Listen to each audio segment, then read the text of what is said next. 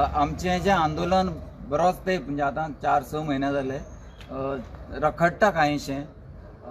आमी दरवाड मागिल्ली जी आमचे कडल्यान गोवा डेअरी दूध घेता ताका आमी दरवाड मागिल्ली आनी माननीय मुख्यमंत्र्यांनी सगळ्यांची म्हणजे सगळ्या संबंधितांची मिटींग घेवन ती मान्यय केल्ली। ह्याच गोष्टीक आता जवळजवळ 3 महिने जायत आयले।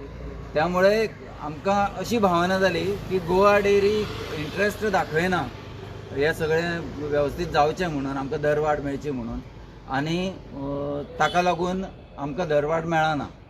मुख्यमंत्र्याने आश्वासन दिलें की 1 एप्रिल पासून ती लागू जातली म्हणून, ती अजून लागू जावना।